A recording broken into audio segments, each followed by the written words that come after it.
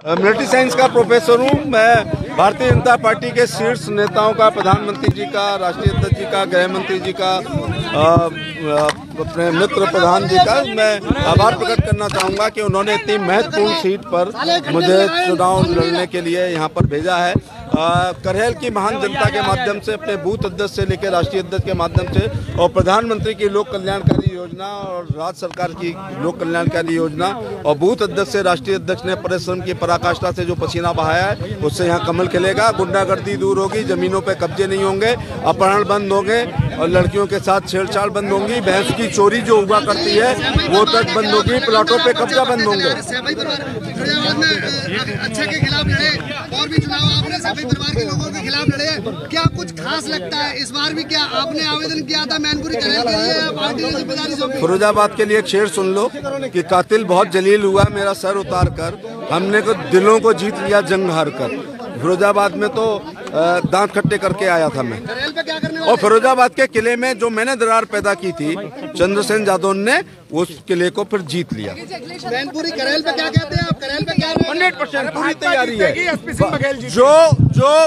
जो फौज शांति काल में पसीना बहा लेती है उसको युद्ध के मैदान में खून बहाने की आवश्यकता नहीं होती है। ये भारतीय जनता पार्टी पिछले 5 साल से अपने राष्ट्रीय अध्यक्ष, प्रदेश अध्यक्ष, महामंत्री संगठन के नेतृत्व में बूथ से लेकर राष्ट्रीय स्तर पर काम कर रही है उसके सहारे। और फिर एक बार कह रहा हूँ कि नरेंद्र मोदी, दुनिया के सर्वाधिक लोकप्रिय नेता नरेंद्र मोदी जी की लोक कल्याणकारी योजनाएं, राज्य की लोक कल्याणकारी योजनाएं और संगठन के माध्यम से करहल में कमल खिलेगा और विकास और विनाश के बीच में ये इलेक्शन होगा। लोग 12 से 17 के बीच की घटनाओं को नहीं भूले हैं और करहल और जसवंत नगर के आसपास के लोग खास तौर से इस बात से परिचित हैं कि बच्चा जब तक स्कूल से घर नहीं आ जाता था, माँ दरवाजे पे खड़ी रहती थी कि उसकी पकड़ तो नहीं हो गई।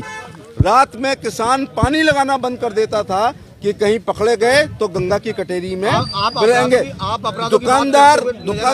दुकानदार जब तक रात में अपने नियत समय से दुकान बंद करके घर नहीं पहुंच जाता था, पत्नी सोचती थी थैला छिन गया है और गोली लग गई है।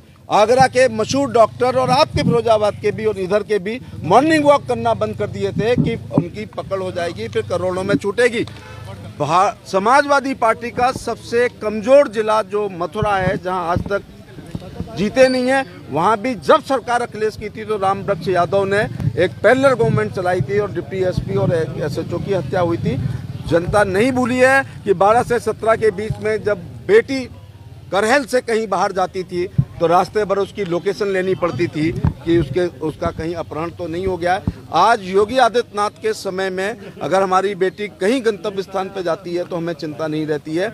हमारे मुख्यमंत्री 2 बुलडोजर रखते हैं, एक बुलडोजर से सड़कों का निर्माण होता है और दूसरे बुलडोजर से गुंडों के द्वारा की गई अकूत संपत्ति पर चलता है। पार्टी ने दिया, कैसे टिकट मांगा था या पार्टी ने दिया? मंत्री ने करहल से आपने टिकट मांगा था या पार्टी ने दिया? करहल से आपने टिकट मांगा था या पार्टी ने दिया?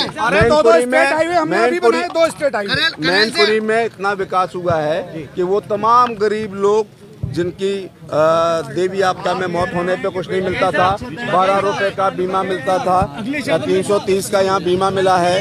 करोड़ों लोग, लाखों लोगों को यहाँ पर बिना निःशुल्क भोजन प्रधानमंत्री जी का मिल रहा है।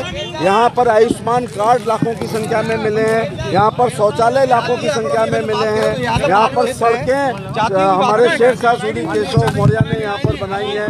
यहाँ पर हम ये देख रहे हैं कि श्रम विभाग में 75,000 लड़की की शादी को मिले हैं, 35,000 पहली बच्ची पैदा होने पे, दूसरी बच्ची पैदा होने पे।